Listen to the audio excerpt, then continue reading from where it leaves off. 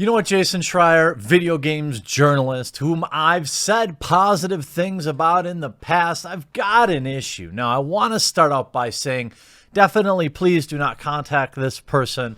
I want to just have the conversation here. But what I will ask is if you're a fan of video games, gaming, or just gaming journalism, true video game journalism, that you consider sharing this video because Jason Schreier doesn't want you to share it. Now I know why nobody was covering this story earlier this morning. They were all trying to protect themselves. They were all trying to protect the ESA, which is essentially a lobby group, from what I can tell, that works to keep loot boxes on the up and up so that these companies can still make their billions of dollars. That's right. Games journalists are now, what it appears to me like anyway, protecting the ESA and blaming the video game journalist that originally broke this story. Let's get into this video. Now, if you missed my first video this morning and you haven't liked and left a comment on this video yet, definitely do both of those things because Jason Schreier from Kotaku doesn't want you to do that. Only he is allowed to use leaks. Only he is allowed to use anonymous sources because Jason Schreier has the journalistic integrity that literally no one else on the planet does. And is in fact Sophia Narwitz's fault that the ESA made an oopsie. Never forget, though, that the ESA is an organization. The president of the ESA defends loot boxes, warns against regulation. Entertainment Software Association President Michael Gallagher defends loot boxes during an address at the recent Nordic Games Conference, telling the audience via games industry that the effort to regulate them as a form of gambling challenges our industry's freedom to innovate. Are you joking? Ooh, man, I know I just had my espresso, but I'm telling you, this boils my blood. The fact that individuals, agencies seeking to regulate them often are aware of. He also reiterated the opinion expressed by multiple game publishers that loot boxes cannot be defined as gambling because they always deliver something for the player's money. When you look at the definitions around the world, this is how it's done. Remember who the ESA is, and now you know why nobody was reporting on this. Never mind, by the way, all the regular YouTubers and streamers that were on this list that your friends, the video games journalists, were going out of their way to protect the ESA. So if you're on this, if you're young, yeah, you're layman gaming, or you're skill up, or you're one of the many mixer streamers on there, or you're just an independent games journalist, nobody was going to cover this leak because they were protecting the ESA. Have you shared this video yet? Have you liked it yet? If you haven't, you're going to like what's coming up. That's right, Schreier himself. I'm so sorry to all my friends and colleagues affected by the E3 leak. This level of sheer negligence from the ESA here is infuriating. Remember that the ESA lied to all your faces, by the way. Nobody. Shocking. Shocking. Must just be a coincidence that none of these games journalists are calling out the ESA for floating out this absolute baloney sausage excuse about a security vulnerability in their website, when in fact this list of YouTubers, streamers, video games journalists was publicly listed on their website under media tools. All right. If you watch my first video, you'll see all the details. All right. So it wasn't a security leak, but journalistic integrity bastions like Jason Schreier aren't telling you that. I wonder why. I wonder why they're not telling you that. It must just be a coincidence. All those writers from Polygon, Kotaku, PC Gamer, Eurogamer, Game Informer, all these websites conveniently have forgot to point out that the ESA has blatantly lied as to how this list of not just journalists, but also private citizens who happen to be there at E3 was leaked. Wonder why? Maybe it's because they're all in bed with each other. He goes on to then blame Sophia Narwitz, which, by the way, I'm going to link her Twitter in the comment section down below or in the description. Give her a follow.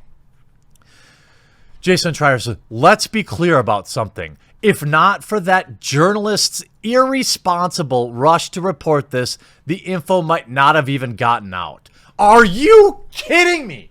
Are you kidding me, Schreier? First of all, the list was already floating around behind the scenes. Sophia, the one that reported it, had people send it to her, all right? I have anonymous people in my email box that told me about it last night.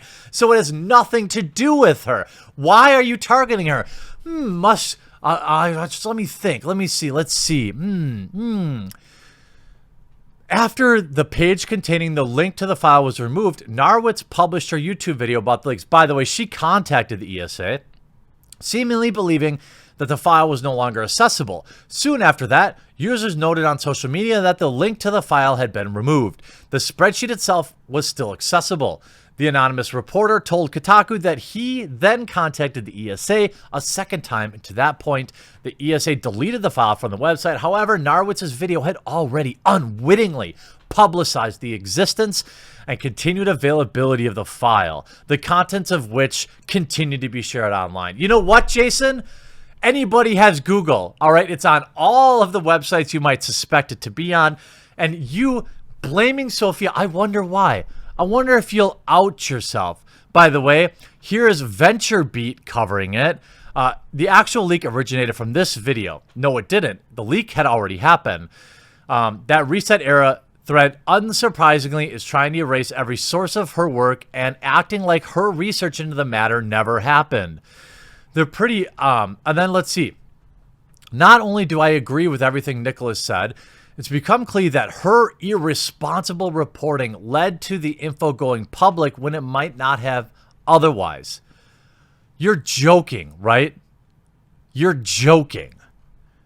Apparently, Jason Schreier, video game journalist, has no idea how the internet works.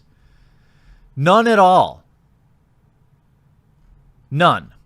He also goes on, by the way, to say why. I wonder if Jason Schreier will out himself as to why he might not want to give any credit. Why do you think out there? Do you think that he might mention the... I wonder. Let's see. Let's see if he has mentioned it.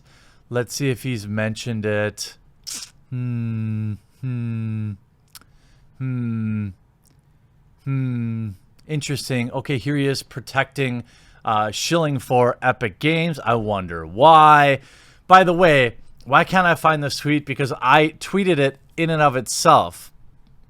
Where is this? Did he delete it? I think he might have deleted it. He might have deleted it. Because I have it right here. Let's be clear about something. Oh, no, I'm sorry. He mentioned at some point her being a supporter of GG. Right?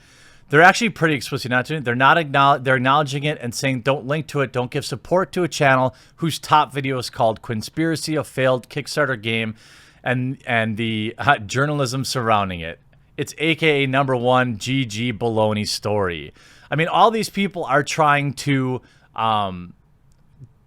devalue Sophia's reporting simply because what? They don't like her opinion about other things? This is ridiculous. Oh, it's right here in front of my face.